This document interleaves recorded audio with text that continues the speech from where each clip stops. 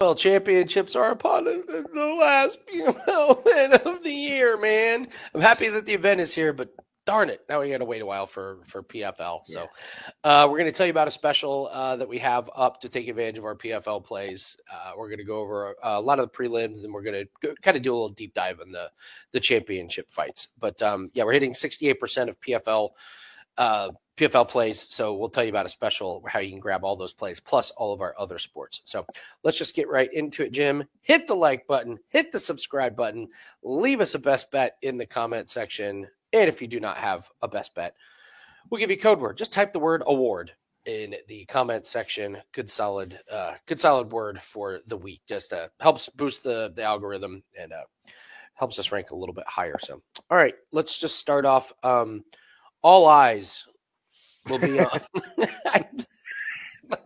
on. So if you guys are coming here for a deep dive on the Hatan Al-Saif and Lilia Osmani, I would just like to say I apologize. I do not have a hot take on this woman that has never fought before, that we literally have no information on. Jim? All you need to know is it says unranked next to her name, meaning unranked in any organization on the planet, in any commission, nothing. Well, yeah, she's never Unranked. fought. Nothing. She's been in as many PFL fights as I have. Yeah, she's been in. There's zero film on this girl. There's zero information. We don't even know if she's a real person. Nobody's able to find out anything. So, yeah, it's an amateur fight. If you have lines at certain offshore books, I mean, Pass. Do I have to tell you guys what to do with this fight? Pass. So. All right, Costello events these against another unranked guy. This guy's 7-1 and somehow unranked. He's fighting in Jungle Fight. Mm-hmm. He did have a brief stint in LFA until Lucas Fernando sent him to the Shadow Realm. So I don't know that much about him, but I do know that this guy's going to roll. Van Steenis is going to roll here. He is going to absolutely make mincemeat of this kid if it hits the ground. If it hits the ground, this fight is so over. You're going to see a systematic breakdown of positioning and submission attempts to set up. He's got a great arm triangle. He's got a good guillotine. He's got a rear naked choke. Van Steenis is a big guy for the weight class as well. These guys will size up pretty good, but I know Dantes is very outmatched in this. Give me Van Steenis inside of 2 rounds. If we get totals for that fight, we're still waiting on them to come out. We'll be looking at unders in that one. Love it. I don't know either of these guys. Don't want to bet on it. Do you know anything about these guys? Not really interested in either one. You're going to find that as a theme here is that these PFL MENA finals, these low-name guys, I'm really not interested in investing in. What I do know is that usually there's a giant talent disparity, and one of these fights ends. Now, this one specifically I have looked into, and this is a striker versus grappler. Perez is going to want to wrestle. Okay. Now, recently he hasn't been wrestling, which doesn't bode well for him.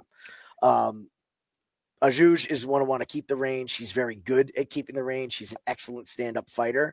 If Perez cannot get the wrestling going, I would see a knockout from Ajuj. I know that Perez is tough, but this is a different animal that he's fighting as far as stand-up goes. So I would like Ajuj. Give me again. This fight did not go the distance. I think we can see either guy, if they get it in their realm, is going to end. These guys we do know really well. Jesus Pinedo and Jeremy Kennedy. I'm going to ask you guys to comment on this. I could not be the only person that noticed that DraftKings listed Jeremy Kennedy as Jamie Kennedy, the actor, earlier in the week. And I swear on my life that Jim said something about, what do you think about Pinedo over Jamie Kennedy? And I was like, I've never heard of Jamie Kennedy, so I have no opinion. And Jim was like, what? And I was like, I know Jeremy Kennedy, but I do not know a fighter named Jay. Please comment if anyone else saw this on DraftKings earlier in the week, because I'm not losing my mind. I say that as they're taking me out to the insane asylum, but I'm not losing my mind here. Jeremy Kennedy, man, he was awful against Pitbull, and then it turns out it was a fade the baby theory. We didn't know that he had just had a baby. I don't know. Can he make a little comeback, because he was awful against Pitbull? I mean, absolute, you know what, the bed. So what do you think? There is a chance that Kennedy could wrestle Pinedo, but I don't think it has anything to do with Jeremy Kennedy. Okay. I think it has to do with what Pinedo we're getting. It's been a while. It's been a while. Pinedo should absolutely squash this kid. Okay. That win against Aaron Pico, if I hear one more person say that he's got a win over Aaron Pico, Pico's shoulder falls out of place. Pico wins the round with one arm. Wins the round. So then we go back to what? He beat Emmanuel Sanchez. So let's throw out that fight. His wins are Emmanuel Sanchez by decision and Carvalho by decision. He gets knocked out by Pitbull in a fight where he just looked horrible. It was awful. And this is a smaller guy. He's supposed to have this big advantage. He's huge. Pinedo is going to be massive compared to Kennedy once they step in the cage. What I want to see is Pinedo make weight. And if we see a good weight make and he looks sharp, Pinedo's not fighting for money. He doesn't have to. This is a fight that he's taking. He hasn't been able to get to the cage, pulled out with an injury, couldn't get a matchup. I think this is a reestablishment moment, and PFL wants to push their guy Pinedo. I mean, he's the champion. Nobody's beaten him since he won. He hasn't fought, but you know, he was going to absolutely wreck Pitbull. Oh, we were just licking our chops at that one. Yeah. So if Pitbull wrecked, why would we not? You know, I don't want to talk ourselves out of a bet here, but I like Pinedo very much in this spot, and I think he probably gets the finish because it's just how he fights. He hits like a truck. Yeah, he hits really hard, and you're right. I mean, Pedro Carvalho, it's not a good win. So, yeah, you go back and look at the Jeremy Kennedy, a lot of holes that you can poke in that one. So, your boy Slim, always classic when a big guy's name is Slim. So, 7-0, he's looked pretty good. I don't know. My guess is he's going to win. I can't say I was super impressed with this fight against Sutherland, but you know, he's kind of getting a little bit better. Tell me about Babley, this 5-0 guy. So Babley, same thing. I think these two guys are very similar fighters with their game plans, and somebody's game plan is going to get nullified in this spot. I'm not very impressed. Not that I'm like over the moon with Slim's competition, but Babley has fought a really low level of competition. I think this is the toughest fight for him. I mean, just look at the rankings as well. You have 11 in Europe and the other one worldwide. I mean, what is the Progress Check FC1? It's not good. We can guarantee it's not good. Progress check? Really? I'm guessing the progress was to get Babley another win. That's what I'm thinking. They gave him a 3-3 guy. The fight against Isaiah Pinson, that went to decision with really no threat from either guy. So I think Slim's going to have a cardio advantage. I believe he's going to be able to get the wrestling going. He's no slouch on the feet. I really like Slim at this number. I believe he's minus 148 right now. I think he's the higher prospect of the two. I think you get the wrestling game going, and it probably goes the distance. This is probably a really good fight to go the distance. I could see a lot of wrestling and stall time. Yeah. If you are waking up this morning and you're just like, hey, what's a great way to lose a lot of money? It's laying minus 300 on Barnawood. Listen, I get it. It's Alfie Davis, who he's got some wins in Bellator. They're good. They're not great wins. But Jim, you and I have watched Barnawood absolutely fall apart against Primus and JJ Wilson. And he gets the Darce choke in round one, but this guy can fall off an absolute cliff. He can fall off a cliff, and his submission against Yachi, I actually like Yachi to make that tough. I've never seen a more lost guy on the ground than Yachi. Man, oh man. I mean, he hit the mat and you just knew the second it was down there.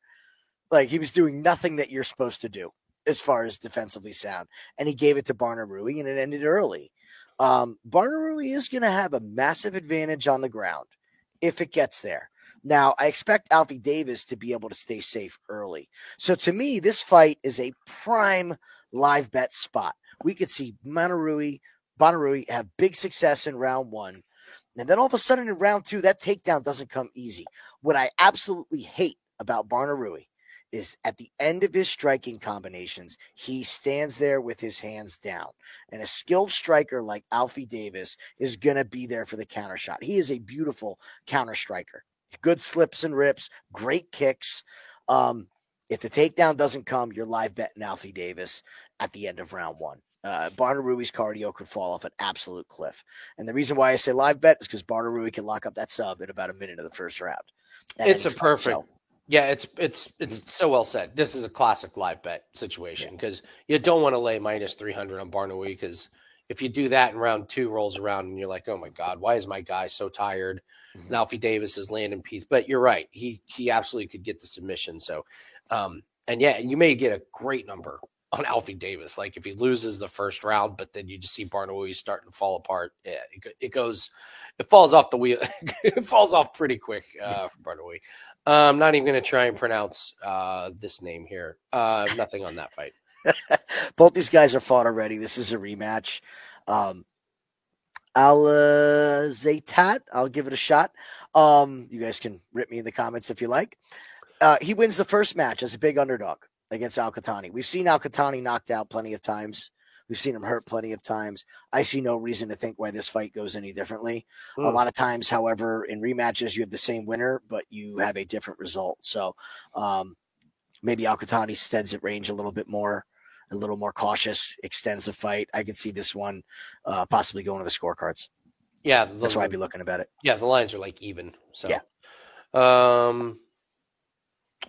Again, your guess is as good as mine. I have no opinion on this fight coming up. I'm not really a fan of Eid. Okay. However, the lines have been moving in this fight. They're moving enough to where I think it's legitimate money, and I don't want to have any skin in this game. So I would want to fade Eid, but the money has been coming back in. He's looking at down to minus plus 170 at this point. So I think this is a wait and see. We can see it face-offs if we see a big size difference. Skill-wise, I think these guys are both really not that fantastic.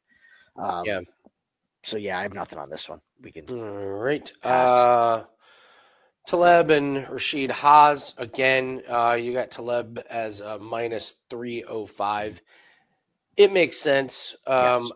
I get it. It's tough to. It's just tough to. I don't know. Is it tough to lay minus 300 on some of these guys that are just like not too well known, or is it the best time to lay those? Because I don't know. What's your opinion? Not with PFL meta. Okay. If you guys have followed us for a while, you know how I feel and what my views are of the Indian and Middle Eastern fight divisions that aren't Eagle FC. Now, I'm not talking about the Russians that can wrestle. Okay, let's talk like Central Asia, right? Central Asia. I just don't think that their leagues are very advanced, and there's so much volatility with these guys. What I do like is that there's big skill gaps. So with this fight specifically, I'm not looking to ride a 300. I'm going to wait and see what we have for a total. I believe that Talib can get a finish in this fight. I think Haas leaves way too much to be desired as far as openings, and I would not be shocked to see somebody take a nap in this fight. I will not be laying minus 300 on anybody in PFL Meta Finals. No. We got undefeated. Again, I'm not going to embarrass myself by doing these names. So, any thoughts on this one? It's a minus 410 here, so it's a parlay piece or nothing. I do believe Muhammad is parlayable. I do believe he is parlayable. Again, will I be playing the minus 400? No, you can't play it straight up.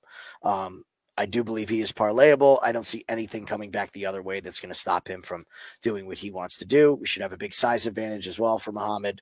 So, again, I think this is the one that you could parlay. I would be interested in parlaying him. I haven't done it yet, but move on to the good stuff. All right. Before we get to the good stuff, I just want to tell you guys we got a really good 7-day special. This is the special I was talking about earlier. It's discounted down to $69. You get all of our PFL plays along with all of our NFL plays. We have a college football best bet that goes off on Friday. It's a Formula One weekend for us where we've been really good. And just really, really proud that we are up 183 units since January 1st of 2023. We all talk about long-term results. We've shown it. We've shown short-term. We've shown long-term. So the 7-day special sets up really, really well. We got 4 NFL games before the weekend even starts. So just a lot of action. We're 9-2 in the NBA. So any NBA plays that we have will be coming out. So NHL plays as well. Just everything. A lot of plays, a lot of good ways to build that bankroll. You can get caught up with the Thanksgiving and how many like sporting events there are. We're very selective. We put in tons of time and effort to get these plays out. So PFL's been just a blessing this year for bankrolls, hitting 68% of those. So no reason to get just one pack. Just get the 7-day special for $69 and get all plays sent to you, and repping that 7 days of profit. So, all right, let's talk the main events here.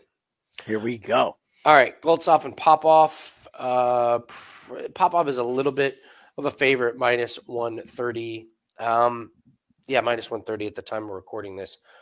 To me, Jim, this comes down to, can Goldsoff get damage on Popoff early? Mm-hmm. He's going to have to use the striking to stop Popoff from shooting in and working the wrestling. If this is a Goldsoff fight, this thing's over before you know it. If it's a Popoff fight, it's 5 rounds of laying just control time and crowd booing. You're checking your phone. You're going to the bathroom. Just like, I don't know. It's just 2 completely different styles, and so you really got to pick one. Like to me, it's like. Mm-hmm. If you're playing Popoff, it's probably Popoff by decision. Yes. If you're playing Goldsoff, it's Goldsoff by KO. I find it tough to pick one. Goldsoff has been really good. Actually, both these guys have been good to us. We've been making money on both of them. I'm going to lean Goldsoff to do some damage early. I think he's just got to be so aggressive and kind of go for it in the first round. You have to damage up Popoff. You have to get him out of there. Otherwise, he's just going to make this a long, brutal, just cardio gassing, like 5 rounds. What do you think? I've been leaning Goldsoff all week. I just haven't been able to get there. And the reason being is, like you said, the control time.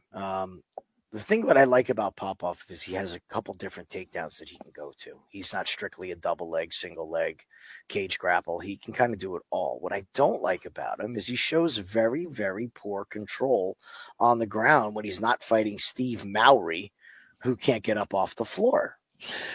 Well, also, he let Davion Franklin reverse him how many times? He let Linton Vassell reverse him how many times? Wasn't Steve Mowry? Wasn't that a fade the baby theory? What we didn't know about. We didn't know about. Yeah, and it was like, oh, Mowry looks like he hasn't trained. Mm-hmm. Oh, it turns out he hadn't trained. Yep. I think that was the same card as Kennedy as well. Yeah, maybe it was before it. And you're right about Vassell and Franklin. You're right. They Popoff stays on him, but he can get reversed. It's not a good look. It's really not. And, he relies on volume takedowns, not holding somebody down. Now, what we saw with Goldsoff when he fought Vassell is he ended up on bottom. Now, he survived it and turned the tables on Vassell when Vassell gassed, but I don't think you're going to see that gas from Popoff. I'm thinking another way here. Doesn't Goldsoff win if he can just stay on the outside and use that long jab and just keep Popoff away? 100%. I'm thinking if he could do that for the first couple rounds and manages his cardio, I wouldn't be shocked to see a Goldsoff by decision. Oh, wow. At this point. If he banks the first 3 rounds. Okay. I mean, what's Popoff going to finish him? No, Popoff's not finishing Goldsoff unless Goldsoff is completely exhausted, which I don't think Popoff can do that with. Again, I hate to sound like a broken record and not give a pick, but this is a live bet. You're going to know really early if Goldsoff can stop the takedowns. And if he can't, he's in deep, deep shit. Mm-hmm. If he can, you're going to get to Goldsoff as quick as you possibly can. Because he will go for it. This is his 3rd and last chance to win this entire season and get that $1 million. There's nobody more motivated on this card than him. Brent Primus and Godzi Rabanov. This falls directly into our new favorite category, which is fade the old fighter. Primus is 39. So if I were to give you 3 opponents for Brent Primus to fight this season, in order for Primus to get here, it would have to be guys that are horrendous on the ground. That's the only way. That's the only way Brent Primus makes it to the finals. And who does he get just gifted to him? Bruno Miranda, Solomon Renfro, and Clay Collard. You could not have. You literally, like, Primus couldn't have picked his opponents. Yeah. Better for this. I just 39 years old. Godzi is not going to be playing the Primus game where he lets Primus take him down and control him. I just don't see it. I think this is a 39-year-old that gets gassed when things don't go his way. To me, this is Godzi all day long. Here's the key with this fight. So everyone knows, again, research your PFL rules. Elbows are allowed in championship fights. Okay? Brett Primus will bleed if you look at him funny. Okay?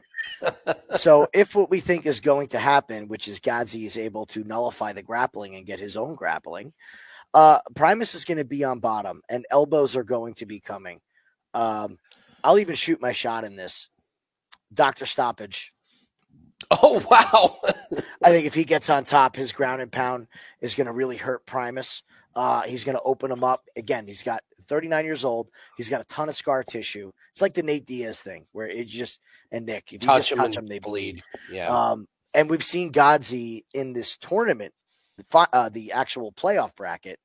He went right for it. This isn't the just get me the points and get me, to the playoffs. He is going to go after Primus. I think he's going to be the bull, and Primus is not farewell when he's not the bull. So give me Godzi by finish. Love it. Love fading these older guys. I think this might be a live dog coming up here on Umiltov and Shamil Musayev. Got questions about Musayev. We don't know what special vitamins he's taking at the moment, but he has taken a lot of special vitamins in the past. His body will tell you that. That being said, listen, he gets Logan Storley out of there, and then he beats Romanzov like a couple times, 2 times in a row. But I don't know. What's there to take away from Musayev's experience here in PFL? Like, can we learn a whole lot about him? Do we really know a whole lot about what he's going to do against Umiltov? I have the over in this one because I don't see either of these guys like getting out of there. And I'm looking at the lines right now, and over 2.5 is only -166. Yeah. Yeah.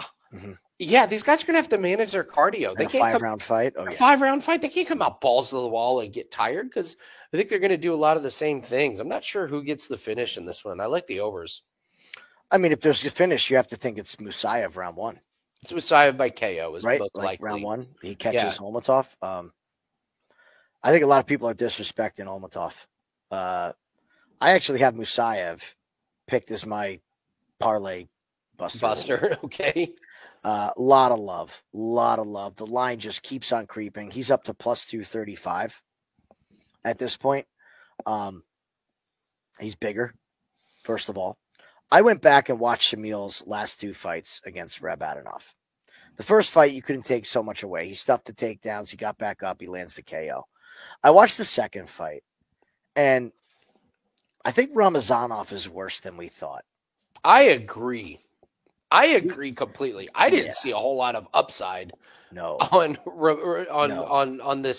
On this guy. And listen, what you're going to get credit for choking out Staropoli and then go back and he's fighting in one championship and he's going to decision. Like, there's kind of one of those like, okay, you're undefeated, but really? So you're right. These wins for Musayev may not be as impressive as we first thought. I think everybody's thrown off the scent. We've totally forgotten about Umiltov and his resume. First of all, this is a guy that's been a perennial contender. Has had some injury troubles, has had some cardio issues, but has done the deed. He's done the job. Not finishing Neiman Gracie is a big black mark. However, this is what's important about the PFL that everybody needs to understand. You don't need a finish sometimes. It's a points base. You got to go back to the situation. Points system.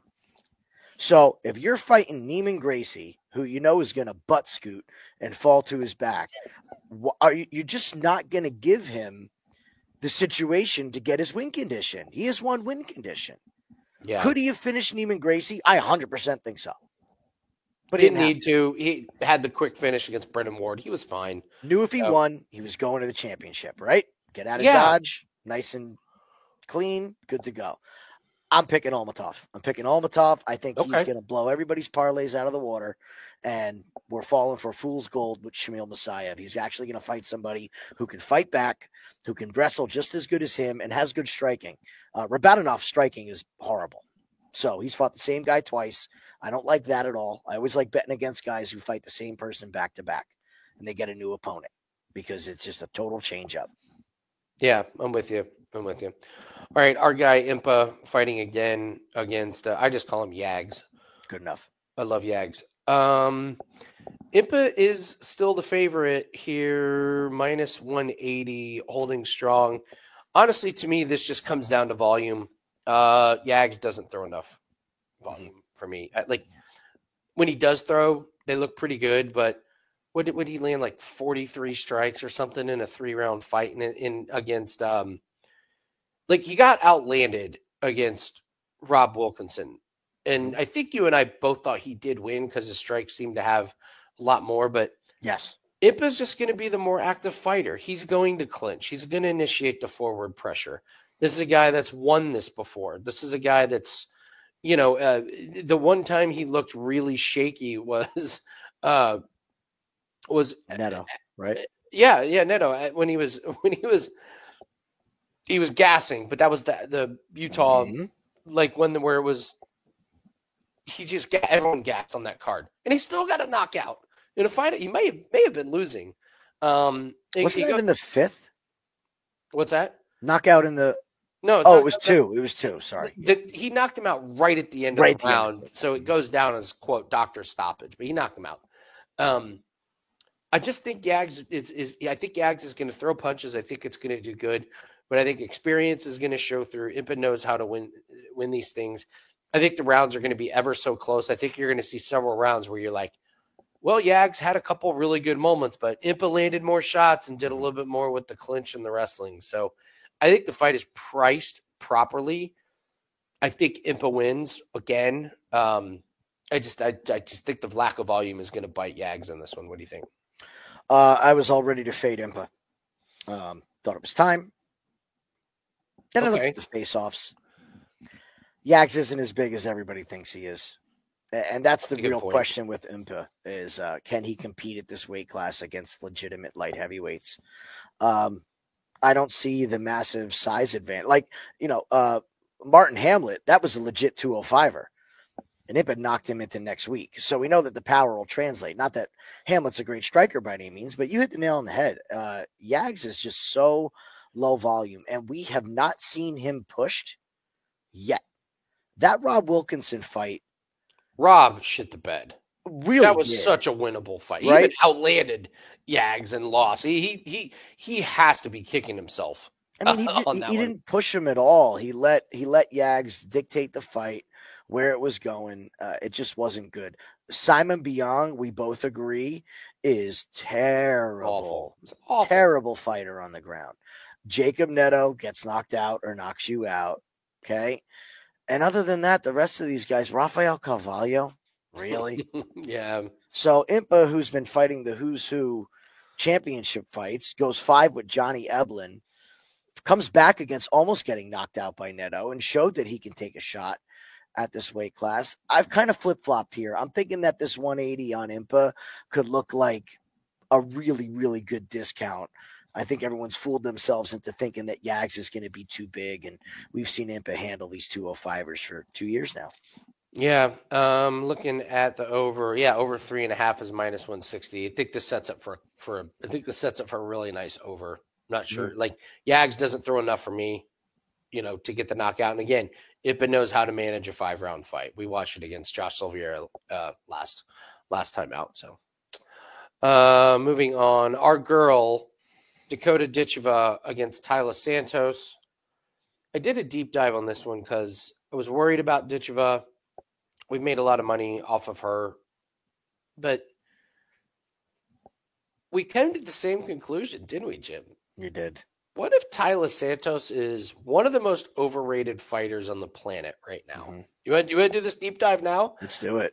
Okay, so Let's do it. here's the premise of what we were thinking of. We were like, well, Tyler Santos, man, one of the best female fighters in the world, and she is one of the best. There's no no doubting that.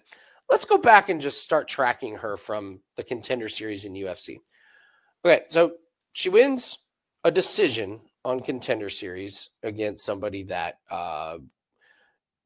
fought Tyler Santos in 2018 and then just didn't fight for a while. Okay, couldn't finish her.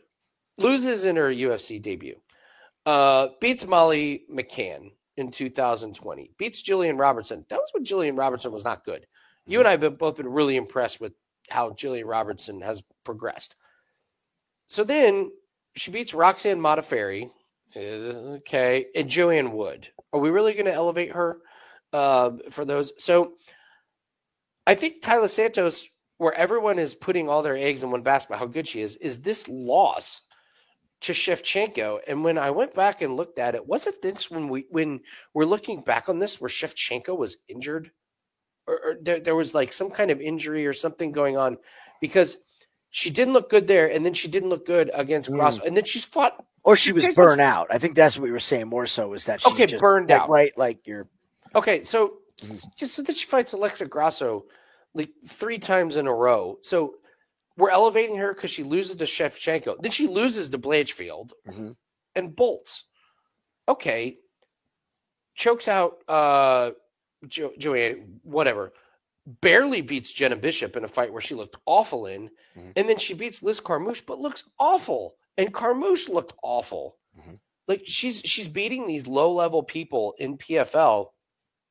And I'm kind of going, are we really elevating her because she lost to Valentina Shevchenko? Is that what's going on here?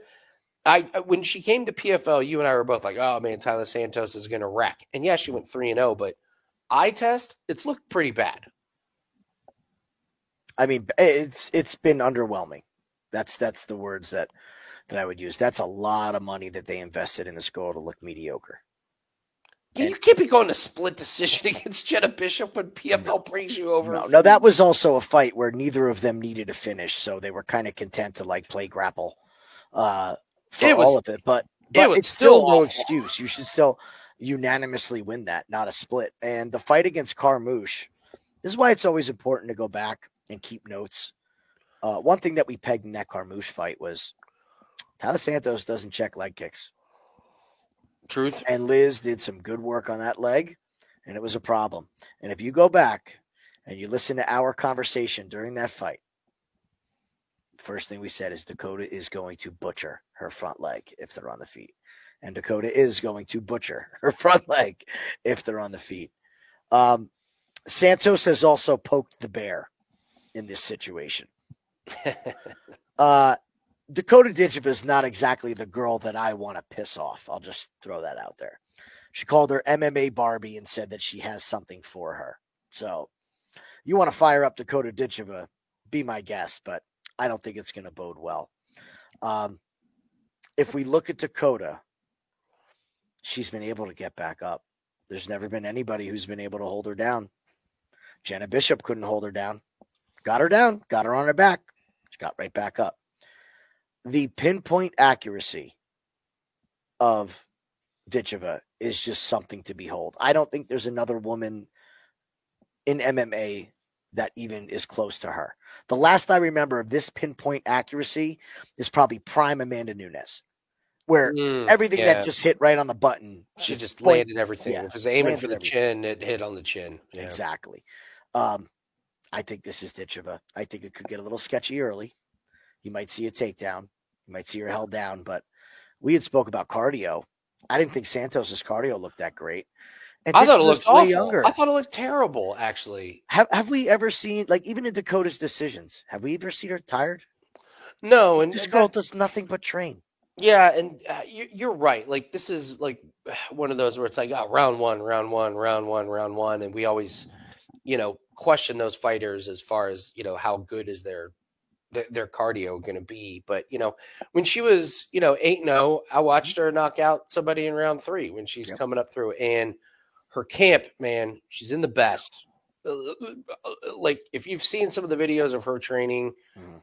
I trust camps. I think this is something that we don't do enough on, but you don't think they've been working day in and day out on what to do if Tyler Santos Yeah. tries to take you down. And I'm with you. I think Ditcheva can get up from these things. And yeah, we haven't seen Ditcheva in 5 rounds, and maybe it's time. She's going to be younger, and I just the speed and the precision on the striking is such an advantage for Ditcheva. I was worried about the price until I started looking at it, and now, yeah, I'm all in. I wouldn't be surprised if Ditcheva gets a late finish. I was so in on Tyler Santos, and but be honest, we've bet on Tyler Santos to get to the PFL. Not been the most confident bets in the world when you're laying some of these prices on Santos. And you're like, what are you doing? So yeah, I think we can make money by fading Tyler Santos here. Here's the other thing to think about: does Tyler Santos need the $1 million? It's kind of interesting because it's interesting because Tyler Santos PFL brought over, that was one of their big free agent signings, and Ditcheva. I mean, like, listen, the world is her oyster. And she's on an entry-level contract. Yeah. She's having to foot the bill for the now. I'm sure she's doing just fine with sponsors. I'm sure she's she's doing okay with other aspects of what big signing free agents have made it to the top in PFL? Zero. Impa's. Well, he was also a cast-off. That's a great point. They kind of grabbed Tyler Santos. Yeah. You're right. UFC was like, we're done. They paid for Shane Burgos, right? Awful. They paid for these guys. They didn't just get them because, yeah, sure, I want to come fight for you. They found Dakota Ditcheva, signed her up early. They found Impa on the trash heap and brought him in. What a career resurgence from Impa. I'm so proud of that guy, man. Great story. And a great dude. Yeah. I think it's Ditcheva, and I wouldn't be surprised if it was Ditcheva by KO. So, all right, last fight, Brendan Loughnane in Khizriev. Jim and I were talking. It was like, really, this is going to be the last fight? First off, just tell everyone why you think this is the last fight. I think this is such a snooze fest, man. This is the PFL's boy, right? 2-time champion, can go for a third. Nobody's ever gotten a third. Sada Busi couldn't do it. He was the other one that was closest. But there's a lot of things Sada Busi can't do. Yeah. Ray Cooper had 2. A couple guys have gotten 2. Nobody's ever gotten a 3. I think his luck runs out. I understand the marketing behind it. They're going to put him up front. It's the babe. All you're going to hear is he gets a chance for MMA history to become a legend. And he's got to fight a 17-0 Russian. Okay. Don't forget, in, I believe, Abu Dhabi, or are we in Saudi Arabia? I think we're Saudi Arabia. I think Khizriev is a different level of wrestling. I know Brendan has stifled a little bit of wrestling in this run, but this is just a different kind of wrestling. And we've seen Khizriev be okay in the stand-up. I've actually been impressed with how he's grown in his stand-up. With these Russian fighters, they don't show you everything. They don't. They don't fight as hard as they can. In PFL, they're very, very tactical. I think they have mastered the tournament system and how to get there. We saw it with Magomed Magomedov. Yeah. Right? They just know what to do to get to the finals. And then they show their full potential. And they know how to get that win. They'll bank 3 rounds, and he will hold down Brendan for the next 2. If they know that he's up, he will gladly hold and snooze. This is going to be the most boring fight of the night. I think this is Khizriev by decision. Loughnane gets taken down. I don't think he's able to get back up. And this is just a snooze fest decision, and Khizriev gets the W. It's really, really hard to win this 3 times in a row. I don't care who you are. Do you know the over 4.5 rounds is minus 315? It tells you all you need to know about this one. I agree. It's Khizriev. I don't know, man. Like, I get PFL thinks Brendan Loughnane is their boy. To me, this fight would be buried. It'd be like, first off, I would put Goltsov and Popov over because you always have the Goltsov thing. The Primus, and you could have a finish in there. The Messiah and Olmotov, I wouldn't. I'd put Impa over that one, and I would pump up the the story of Image going for 2 in a row after the UFC cast him off. And how is Dakota Ditcheva not your bread and butter? How? I heard a very She's a interesting superstar. Brendan Loughnane is in his. How old is Brendan Loughnane? He's like getting up there. He's 34. Yeah, he's getting up You're there, pumping especially your this weight class. 34-year-old guy. It's madness. Come on, PFL. Like do better. You got to give UFC credit. They at least know how to market their stars and know how to put their stars out and in front of everyone. Like to me that you don't have Dakota Ditcheva as the only person on your poster is beyond belief for obvious reasons. Yes, she should be the biggest picture. Yes. I heard a very, very interesting interview with Big John and Josh Thompson. And basically what's been going on with PFL is they have a lot of money. They know how to spend money. They know how to raise money. They have no idea how to promote a fight. We saw this with their big super fight with Francis Ngannou. It was an absolute train wreck. It was one of the worst cards. Production value-wise, it was horrible. Production value, marketing. Terrible. There was nobody in the seats. It was like Dana White had to look at that and just laugh. Be like, it's a wrap. We don't have any competition. Give me a break. We were saying at the beginning of the year that this could have been a real big swing for us as MMA fans, and we would start getting some legitimate side-by-side competition. And basically what PFL is doing is buying and throwing a lot of money at it, and they don't have anybody steering the ship. They don't have anybody who's a good promoter. They don't have anybody who knows about fighting and can book fights properly. And this is a prime example. This is a prime example to this point. I don't understand how you can drop the ball so much with such a machine. Give your boy Jim a call. I'll set you guys up. Jim, how is we'll Biagio? Jim, how is Biagio Ali Walsh not fighting on this card? Very great point. Unless he's injured, he should be on this card. It's the PFL Championships. Yes. He's Muhammad Ali's grandson. Mm-hmm. You have the stories right there. There's multiple fighters that have wanted fights and have contacted PFL and Bellator and have gotten no call back. They can't get an answer. Their management can't get a hold of him. Patchy Mix is wasting his prime. Yes. He just came out in social media and said it.